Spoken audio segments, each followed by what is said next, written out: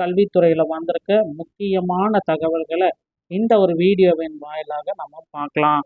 தமிழக பள்ளி கல்வித்துறை தேர்வு வாரியத்தில் தற்சமயம் பார்த்தீங்கன்னா டெட் பேப்பர் 2 தேர்ச்சி பெறையா டிஆர்பி வெளியிட போகும். அந்த அறிவிப்பு என்ன அப்படின்றதை பார்க்கலாம். மறுதேர்வு இன்றி பணி நியமனம் வழங்க வேண்டும். இடைநிலை ஆசிரியர்கள் ஒரு பக்கம் கோரிக்கை வைத்திருக்காங்க. என்ன அப்படின்றத இந்த ஒரு வீடியோவின் வாயிலாக நாம இப்பொழுது பார்க்க இருக்கங்க. மக்களை நீங்கள் நம்முடைய சேனலை முதல் முறையாக பார்க்குறீங்க அப்படின்னா மறக்காம ஒரு சப்ஸ்கிரைப் அண்ட் பெல்லை கிளிக் பண்ணி வச்சுக்கோங்க. வாங்க வீடியோக்குள்ளே போகலாம். தற்சமயம் பார்த்தீங்கன்னா பள்ளி கல்வித்துறையில் டெட்டு சிறப்பு டெட்டுக்கு உண்டான ரிசல்ட்டை தமிழக அரசு விரைவில் வழங்க இருக்கிறது. இந்த தகவல் பார்த்தீங்கன்னா ஆசிரியர் தேர்வு வாரியத்திலேருந்து நமக்கு கிடைச்சிருக்கு. அதிகாரப்பூர்வ அறிவிப்பாக இன்னும் ஒரு சில தினங்களில் நமக்கு சிறப்பு டெட்டுடைய ரிசல்ட் எப்படி வரும் அப்படின்னு பார்த்தீங்கன்னா ஆகஸ்ட் 24ஆம் தேதி அரசுடைய கொள்கை முடிவு எடுக்க போகிறாங்க. ஸோ அந்த கொள்கை முடிவில் சிறப்பு டெட்டுடைய ரிசல்ட்டு விரைவில் நமக்கு பப்ளிஷ் ஆகும் அப்படின்றத நிச்சயமாக எதிர்பார்க்கலாங்க. ஸோ இது பார்த்தீங்க அப்படின்னா டெட்டில் பாஸ் மார்க் அனைவருக்குமே பொதுவாக 60 மார்க் எடுத்தால் பாஸ் என்ற அறிக்கையை ஆசிரியர் தேர்வு வாரியத்தின் சார்பாக நமக்கு வெளியிட இருக்காங்க. ஸோ நீங்களும் இதற்கு இப்பந்தே உங்களை தயார்படுத்தி கொள்ளுங்கள். ரிசல்ட் வந்த உடனே பார்த்தீங்கன்னா டெட்டில் பேப்பர் 2ல் தேர்ச்சியா இல்லையான்றது எல்லாமே உங்களுக்கு தெரிஞ்சிடும். ஸோ அந்த தேர்வு முறையில் முதன்மை பாடப்பிரிவில் இருந்து 150 வினாக்களும், கட்டாய தமிழ் மொழி தேர்வுலேருந்து 30 வினாக்களும் கேட்கப்படும்.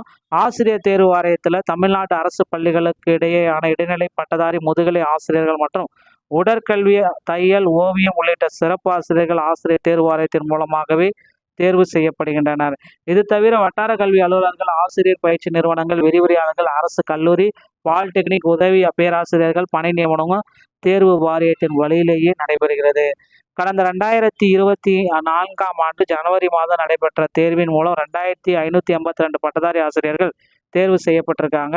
ஸோ தற்பொழுது அரசு பள்ளிகளில் 18,000க்கும் மேற்பட்ட ஆசிரியர் பணியிடங்கள் காலியாக உள்ள நிலையில் தற்காலிக ஆசிரியர்கள் தொகுப்பூதிய அடிப்படையில் நியமிக்கப்பட்டு வருகின்றனர். இருப்பினும் மாணவர்கள் கல்வி நலனை கருத்தில் கொண்டு நடுத்தர ஆசிரியர்களை நிரந்தர ஆசிரியர்களை உடனடியாக நியமிக்க வேண்டும் என பல்வேறு அரசியல் கட்சி தலைவர்கள் தொடர்ந்து வலியுறுத்தி வருகின்றனர். இந்த சூழலில் ஆசிரியர் தேர்வு வாரியம் மூலம் 2000 பட்டதாரி ஆசிரியர்கள் மற்றும் ஆசிரியர் பயிற்றுநர்களை விரைவில் நியமிக்க பள்ளி கல்வித்துறை நடவடிக்கை ஒன்றை எடுத்துட்டு வரதா நமக்கு இந்த தகவல்கள் வந்திருக்கு. ஸோ கண்டிப்பாக 2000 பட்டதாரி ஆசிரியர்களை உடனடியாக நியமிக்க போகிறாங்க. இதில் இந்த தேர்வை எழுதுவதற்கு ஆசிரியர் தகுதி தேர்வின் 2ஆம் தாளில் தேர்ச்சி பெற்று இருப்பது அவசியம். தேர்வு முறையில் முதன்மை பாடப்பிரிவில் இருந்து 150 வினாக்களும், கட்டாய தமிழ் மொழி தகுதி தேர்வில் 30 வினாக்களும் கேட்கப்படும். இதில் தமிழ் தகுதி தேர்வில் குறைந்தபட்சம் 40 மதிப்பெண்களை நீங்கள் பெற்றால் மட்டும்தான் தரவரிசை பட்டியல் உங்களோட விடைத்தாளை மதிப்பீடு செய்யப்படும். இந்த தமிழ் தேர்வில் பெறப்படும் மதிப்பெண்கள் இறுதி தரவரிசை பட்டியலுக்கு கணக்கில் கொள்ளப்படாது என்றாலும் இதில் தேர்ச்சி பெறுவது கட்டாயம் அப்படின்றத அவங்க கொடுத்துருக்காங்க. ஸோ அடுத்து அந்த ஆசிரியர் தகுதி தேர்வு நியமன தேர்வில் வெற்றி பெற்றவர்களுக்கு மீண்டும் தேர்வு நடத்தாமல் பணி ஆணை வழங்க சட்டசபை கூட்டத்தொடரில் தீர்மானம் நிறைவேற்ற வேண்டும் என இடைநிலை ஆசிரியர்கள் சங்கத்தினர் கோரிக்கை வைத்திருக்காங்க. திண்டுக்கல் கலெக்டர் அலுவலகத்தில் நடந்த குறைதீர் கூட்டத்தில் நியமன தேர்வு இன்றி தேர்வில் தேர்ச்சி பெற்ற இடைநிலை ஆசிரியர்கள் கூட்டமைப்பு சார்பில் 20க்கும் மேற்பட்ட ஆசிரியர்கள் கலெக்டரை சந்தித்து மனு அளித்தார்கள். அவர்கள் என்ன கூறினாங்க அப்படின்னு பார்த்தீங்கன்னா தமிழகத்தில் துவக்க பள்ளிகளில் 1 முதல் 5ஆம் வகுப்பு வரை 2013 25 வரை ஒரு ஆசிரியர் கூட புதிதாக நியமிக்கப்படவில்லை. 2013, 17, 19, 22 நடந்த ஆசிரியர் தகுதி தேர்வில் பல முறை தேர்ச்சி பெற்றவர்களுக்கு பணி வழங்கப்படவில்லை.